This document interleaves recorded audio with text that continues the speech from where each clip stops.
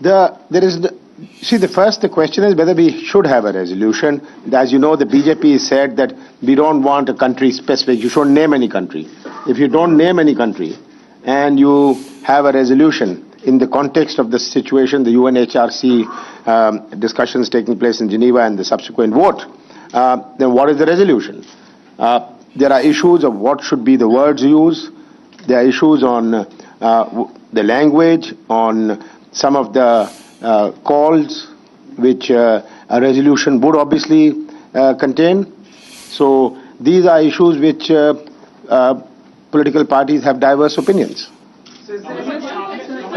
Let's go one by one. Let's go one by one. To call you, please. Just let's go. I'll call everybody. Yes, It's not just the BJP, sir. It's even your own allies. For example, Sharad Pawar, we are told, is not very happy with the country-specific resolution. So how are you going to be at least convincing your own allies? First, you have to convince them, at least the ones that are remaining, before you go to the opposition. And also, what is the language of the resolution likely to be? I know you are consulting political parties, but the fact is it likely to be on the same lines as the US resolution, or is it going to be a little stronger, which is what the DMK is demanding? Well, when you talk of Mr. Sharad Pawar, I've had a meeting with him. He has some views on it, but he did reiterate to me that he'll go along with the government on whatever decision is taken. He has expressed some views, and where the question of content is concerned, that is why we are having consultations. That's precisely the reason what we are consulting political parties. And once these consultations, as I said, whether to have a resolution, then the content, these are two different things. Once these have been discussed, then only we'll move further on it. Yes, just 1 minute, please. மத்திய நிதியமைச்சர் உங்கள்கிட்ட ஒரு கேள்வி கேட்கணும். இலங்கை இறுதிக்கட்ட போர் நடந்த போது தமிழகத்தில் கருணாநிதி முதல்வராக இருந்தார். அப்பொழுது இப்ப இருந்து நடைபெற்ற கொடுமைகள், மனித உரிமை மீறல்கள், போர்க்குற்றங்கள்லாம் அப்ப அவருக்கு தெரியலையா? இப்ப காங்கிரசுக்கு ஒரு நிர்பந்தம் ஏற்படுத்த வேண்டும் ஒரு காரணத்தினாலோ, அல்லது தேர்தல் நெருங்குவதனால 2004க்கு முன்னாடி என்டிஏலேருந்து திரும்பி வந்த போது இப்ப காங்கிரஸ்லேருந்து வெளில வரத்துக்கு அவர் காரணம் கண்டுபிடித்து இப்ப வெளில வந்திருக்காரா? இந்த இலங்கை தமிழ் விவகாரத்துல தமிழக மக்களால் தேர்ந்தெடுக்கப்பட்ட ஒரு மாநில அரசை ஏன் மத்திய அரசு இதுவரை கலந்து ஆலோசிக்கவில்லை?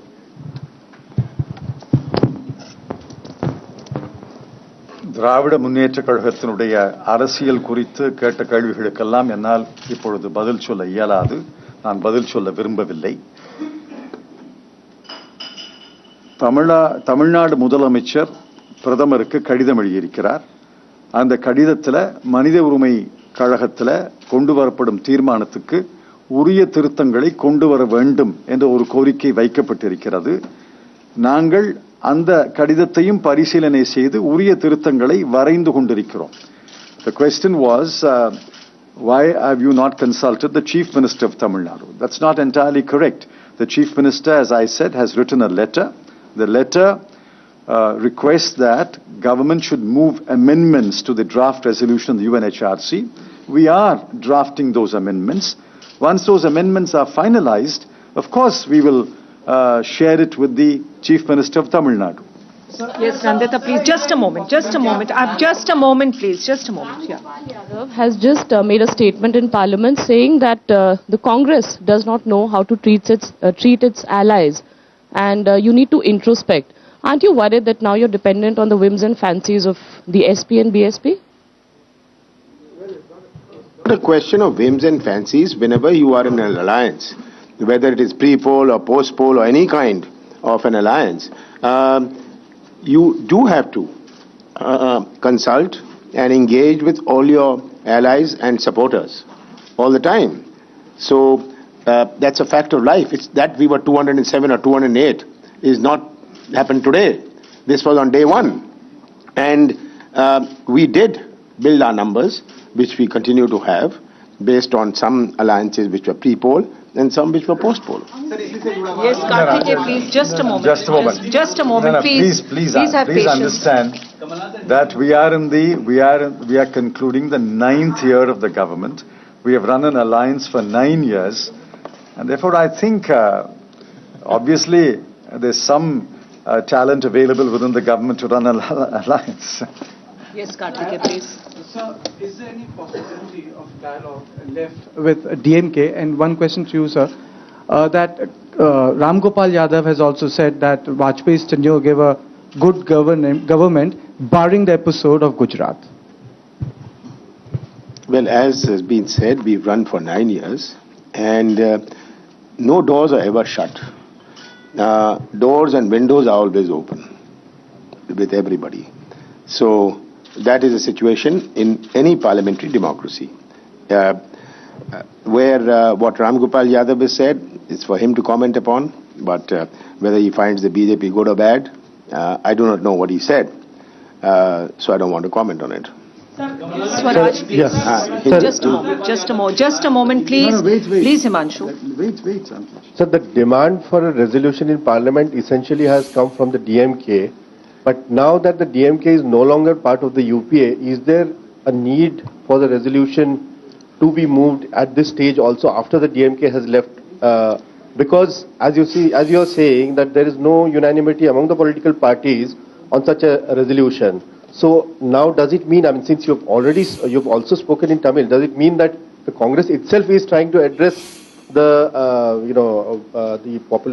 Tamil Nadu voters there on this issue and sort of try and link yourself to the issue as well? Political parties, every political party represents a section of the people. There are people in Tamil Nadu, there are Tamils in Tamil Nadu, outside Tamil Nadu, there is a Tamil diaspora around the world. And therefore, whatever the Congress does, and this has been our position since the days of Indira Ji and Rajiv Ji, we have always stood by the rights of Tamils, equal protection of the laws and equality before the law. Now, if the Tamil sentiment has to be reflected in Parliament, it can only be reflected through an appropriate resolution. But as my colleague rightly and pointed out, whether we should have a resolution and what is the content of the resolution are matters that are under discussion. Since somebody has raised a subject, discussions were started yesterday. The discussions have not concluded. It's only later in the day we would be in a position to say whether we will have a resolution, and if so, what will be the content of the resolution.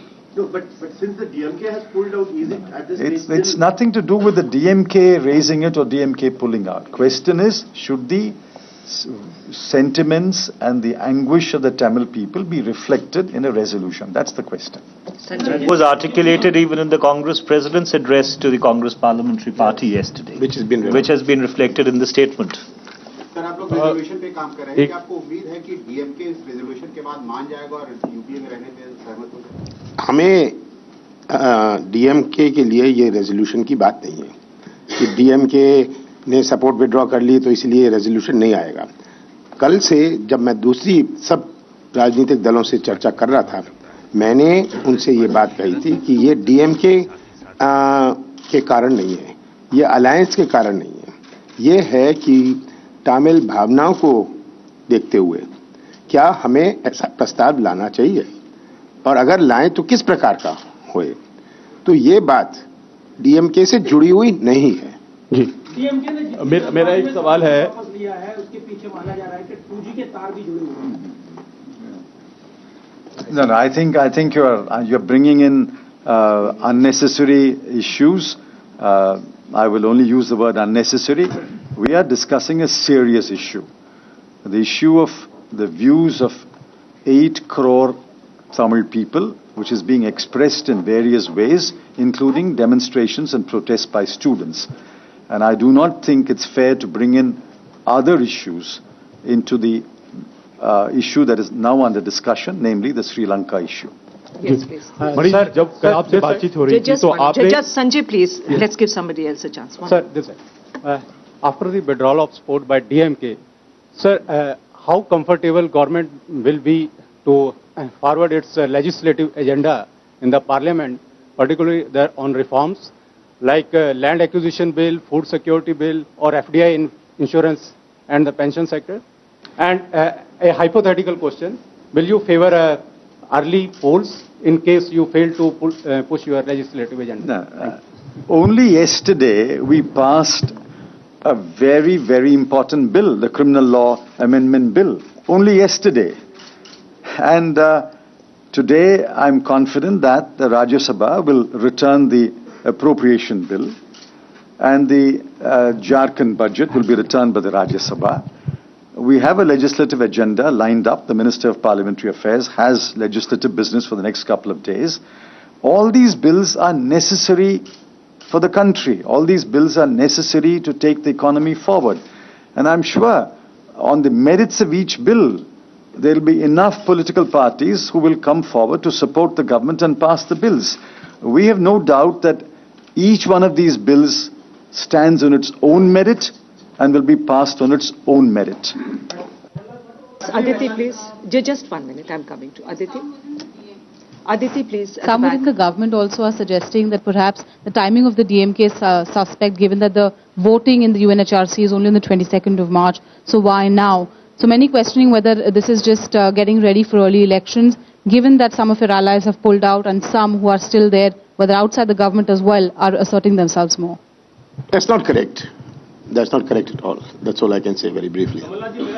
Minister, सरकार को कोई खतरा नहीं है, parliament में किसी ने आपके खिलाफ कोई प्रस्ताव भी पेश नहीं किया, लेकिन आपकी जो सरकार की इमेज है वो लगातार सहयोगियों के बाहर जाने से खराब नहीं हो रही है, या और कोई सहयोगी आप नई सरकार में लाएंगे? देखिए, सहयोगी को सरकार में लाने का अभी प्रश्न नहीं उठा है।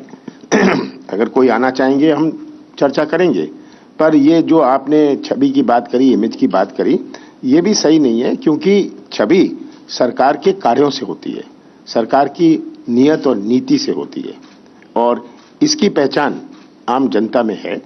तो हमें इस बात की कि इमेज खराब हो रही है क्योंकि डीएमके चली गई, डीएमके ने सपोर्ट विड्रॉ कर ली, मैं नहीं मानता इसका कोई संबंध है। Mr. Chidambaram, I have a question about what my colleague asked in a slightly different way. You are now on more crutches than you were previously, and a person on more crutches is usually more weak.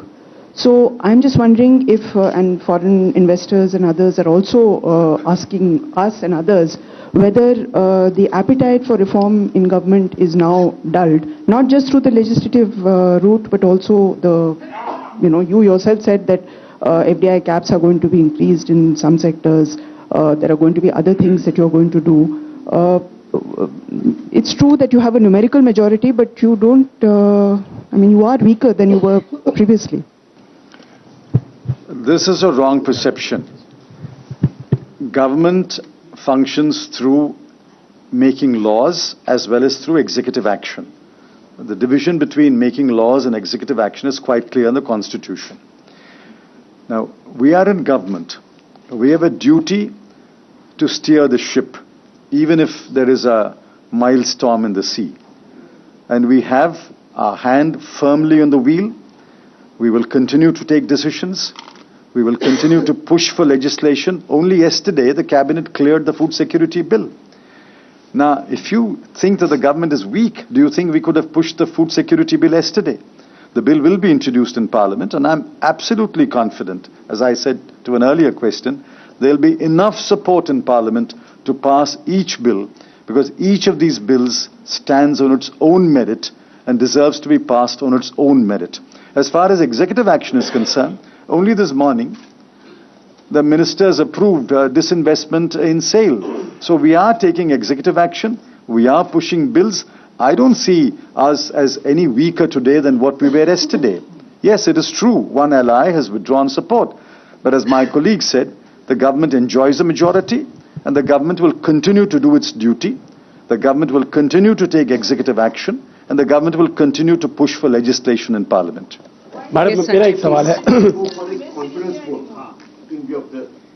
See, this question doesn't arise. As my colleague said, we have a majority in the House, we are a stable government, and nobody has questioned our stability, except few voices in the media, and don't add your voice, that's what I can say. Yes, Madam, please. एक सवाल है, आप कमलनाथ जी ने भी कहा कि Manish ji lame duck ये हमारी सरकार नहीं है। कल से आप लगातार कहते आ रहे हैं कि आंकड़ों के लिहाज से हम बहुत स्टेबल हैं, लेकिन जब हम लोग बातचीत कर रहे हैं 10:30 बजे का समय दिया गया है, पांचों मंत्री भी अपना इस्तीफा दे रहे हैं। ऐसे में एक सवाल है जो कि आपसे करना चाहूंगा, वो ये कि क्या किसी प्रादेशिक दल के इंसिस्टेंस पर आप विदेश नीति में चेंज करने को तैयार हैं, जैसा कि अब आप करते हुए नजर आ रहे हैं, क्योंकि इसके पहले आपको जरूरत नहीं पड़ी थी श्रीलंका के मामले में यूएन में एक रेजोल्यूशन में अमेंडमेंट्स लाने की, पहली बात। और दूसरी बात, क्या आपके दरवाजे नए दोस्तों के लिए खुले हुए हैं? देखिए, जहां तक आपके पहले सवाल का ताल्लुक है, बहुत साफ तौर से ये बात निरंतर और लगातार कही गई है कि जहां तक भारत की विदेश नीति या कूटनीति का सवाल है, जो भारत का राष्ट्रहित है उसको सामने रखते हुए हम फैसला करते हैं। पर कहीं पर अगर ये ज़रूरत पड़ती है कि भारत के किसी प्रदेश की जनता की आशाओं और आकांक्षाओं को या उनकी भावनाओं को ठेस पहुंची है और उसको उजागर करने की ज़रूरत है, तो एक संवेदनशील सरकार होने के नाते ये भी हमारा उत्तरदायित्व बनता है और उसके ऊपर बातचीत जारी है। और जैसे कि पार्लियामेंट्री अफेयर्स मिनिस्टर ने कहा कि हमने 9 साल से और बहुत सफलतापूर्वक एक कोएलिशन सरकार चलाई है और लोकतंत्र में जो दरवाजे और खिड़कियां हैं वो सदा खुली रहती हैं। मेरा एक सवाल है, समाजवादी पार्टी और बहुजन समाज पार्टी दोनों अब सरकार को समर्थन दे रही हैं, लेकिन एक ऐसा बिल है जिसमें दोनों मुख्तलिफ राय रखती हैं, जो नौकरियों में प्रमोशन में रिजर्वेशन की बात है, इस पर सरकार क्या करेगी? और दूसरा, समाजवादी पार्टी का अब साफ कहना है कि बेनी प्रसाद वर्मा का इस्तीफा सरकार को लेना होगा, तो बेनी प्रसाद वर्मा का क्या होगा? बात परसों उठी थी बेनी प्रसाद जी की, मैंने सदन में इसमें खेद व्यक्त किया था और उसके बाद समाजवादी पार्टी ने ये मुद्दा नहीं उठाया। मेरी कल चर्चा हुई थी और उन्होंने कहा था हम संतुष्ट हैं, तो ये मामला अब क्लोज्ड है। आज उन्होंने फिर बोला है कि बेनी प्रसाद वर्मा का इस्तीफा नहीं। देखिए, ये मामला अब क्लोज्ड है, जो मेरी उनसे चर्चा हुई है। और जहां तक प्रश्न है आपका किसी प्रकार की बहुमत का भी जो प्रश्न उठा था, किसी ने ये मांग नहीं करी है कि या किसी ने ये आरोप नहीं लगाया है सदन में या सदन के बाहर कि हमारी सरकार की बहुमत नहीं है।